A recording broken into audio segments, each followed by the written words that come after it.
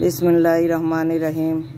মিষ্টি ব্লকের পক্ষ থেকে আপনাদের সবাইকে জানাই আমার সালাম, আদাব ও শুভেচ্ছা। দেশ বিদেশের ভাই বোন বন্ধুরা কেমন আছেন? আলহামদুলিল্লাহ ভালো আছেন। আমিও আলহামদুলিল্লাহ আপনাদের দোয়ায় ভালো আছি।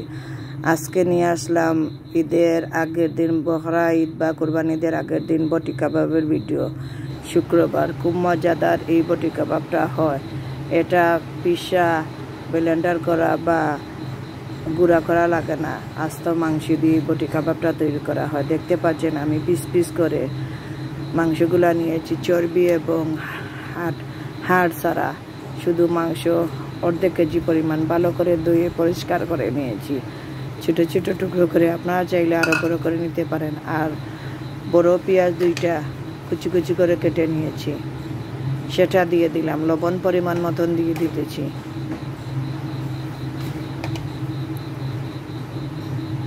হলুদ গুঁড়ো পরিমাণ মতন দিয়ে দিলাম। মরিচ গুঁড়ো পরিমাণ মতন দিয়ে দিলাম। জালটা আপনাদের পরিমাণ মতন বা আপনাদের প্রয়োজন মতন যেরকম জাল খান সেরকম। আদা রসুন বাটা 1 টেবিল চামচ পরিমাণ দিয়ে দিলাম।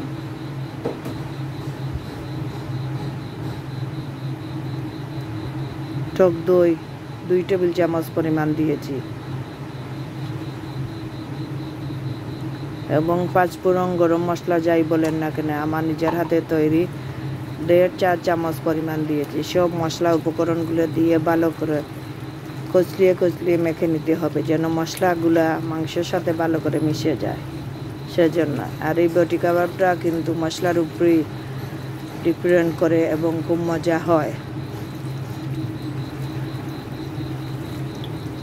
কুরবানি ঈদ আসতেছে আগামীকাল থেকে, তাই আপনাদের ঘরে গরিব ধনী সবার ঘরেই কিংবা মাংস থাকবে, সেই মাংস দিয়ে এই কাবাবটা করে বিকেলে বাচ্চাদের সস দিয়ে খেতে দিতে পারেন। পরিমাণ মতন তেল দিয়ে দিলাম, যেটা রান্নার তেল, আগে আমি দেইনি তাই আবার মেখে নিতেছি ভালো করে। মেখে নেওয়ার পর 10 থেকে 20 মিনিট পর্যন্ত আপনার ঢাকনা দিয়ে ঢেকে রাখতে হবে। কম হলে 10 মিনিট, 10 থেকে 20 মিনিট পর্যন্ত এই মাংসগুলাকে আমি ঢেকে রেখে দেব।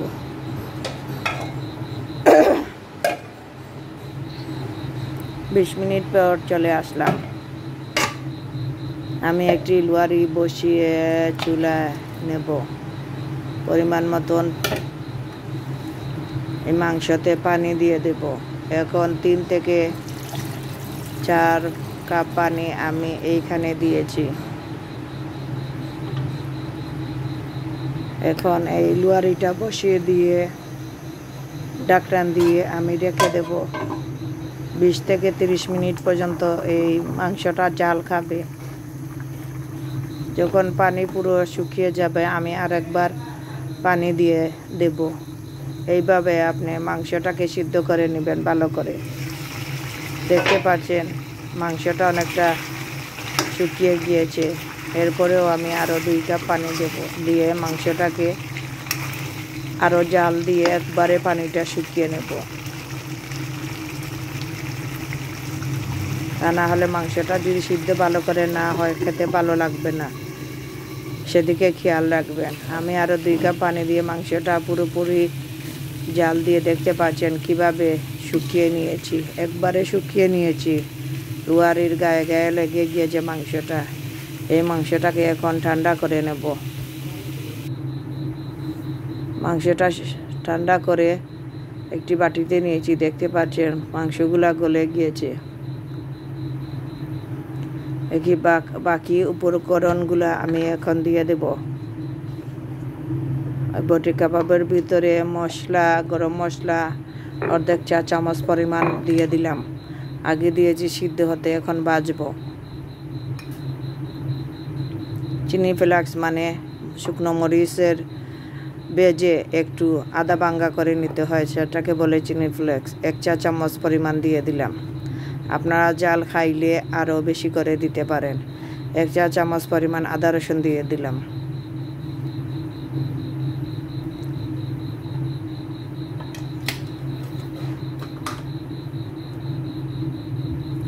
লেবুর রস 1/4 অংশ দিতেছি। ধরেন 2 চা চামচ পরিমাণ হবে।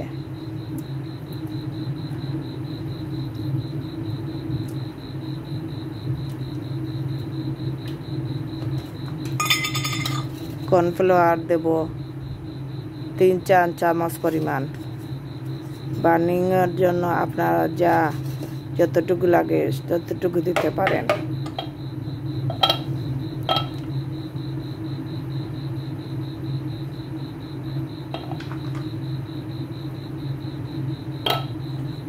আমি একটি ডিম ভেঙে ফেটে নেব, সেখান থেকে অর্ধেকটি ডিম দিয়ে দেব, কারণ পুরোপুরি ডিম লাগলে পুরোপুরি দেব, না হয় অর্ধেকটি দিয়ে দেব। ভালো করে মেখে নিতেছি। ডিমটা দিলে ভাজার সুবিধা এবং খেতে খুব সুস্বাদু হয়। আমার এখানে পরিমাণ অর্ধেকটি লাগবে ডিমের।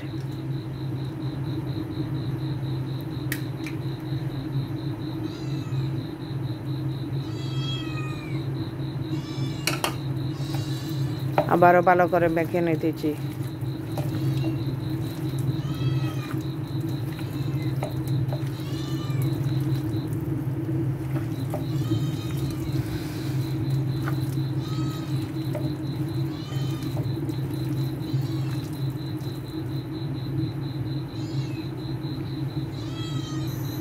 একটি প্যান বসিয়ে সেই প্যানে তেল গরম হতে দিতেছি। তেলটা গরম হয়ে গেলে একটি একটি করে কিছু মাংস টুকরোগুলো দিয়ে দেব, যতটুকু জায়গা হয় ততটুকু ভিতরে।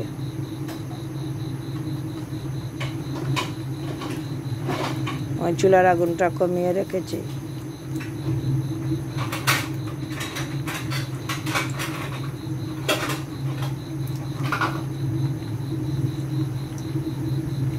কাবাবটা উপরের দিকে মচমচে এবং ভিতরের দিকে নরম হয়, সেজন্য চুলার আগুনটা মাঝারি সাইজ রেখেছি।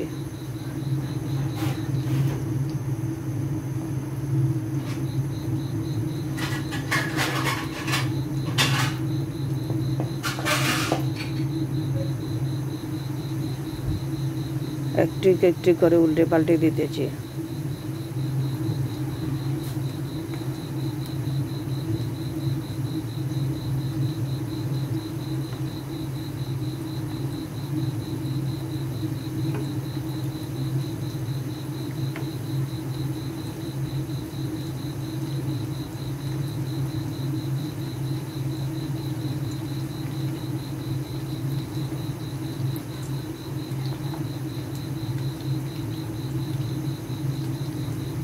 ভালো করে একটি একটি করে উল্টিয়ে দিতেছি।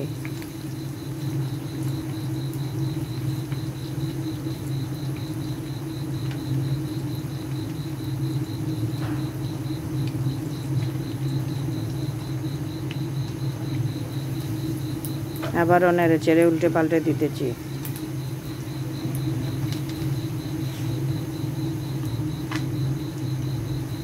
অনেকটা পরিমাণ গোল্ডেন কালার হয়ে যাচ্ছে।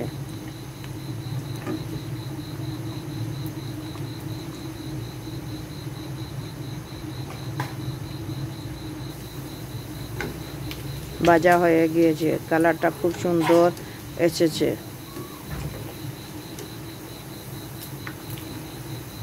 দেখতে খুব সুন্দর লাগছে।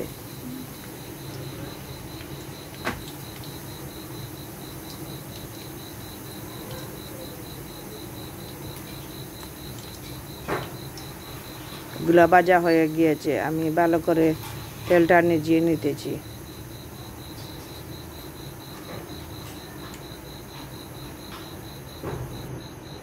বাকি যেগুলো আছে সেগুলো দিয়ে দিতেছি আবার একটু একটু করে।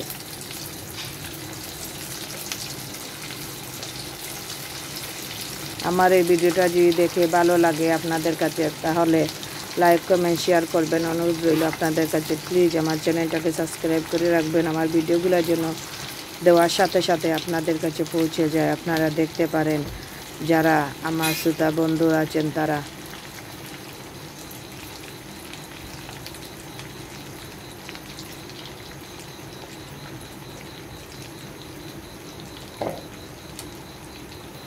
এগুলো উল্টে পাল্টে ভালো করে নেড়ে চেড়ে ভেজে নিতেছি। কালারটা খুব সুন্দর এসেছে কিন্তু।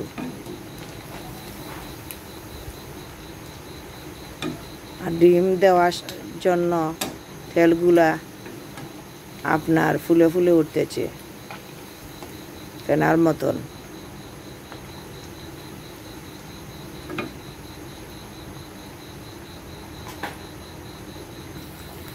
এগুলো ভাজা হয়ে গিয়েছে, আস্তে আস্তে জালিতে তুলে নিতেছি।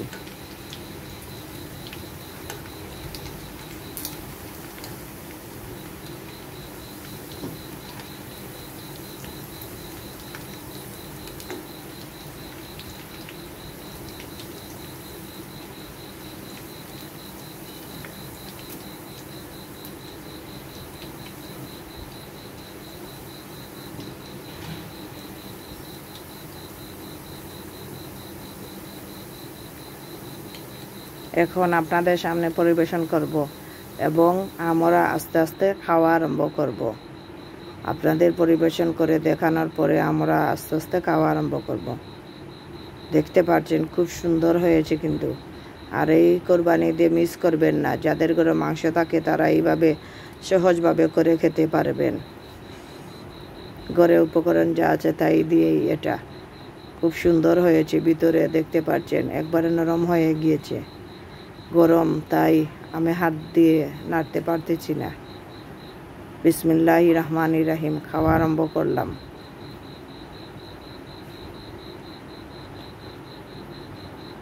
সবাইকে জানাই অগ্রিম ঈদ মুবারক।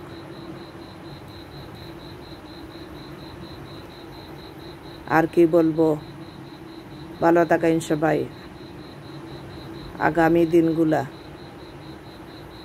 আসসালামু আলাইকুম।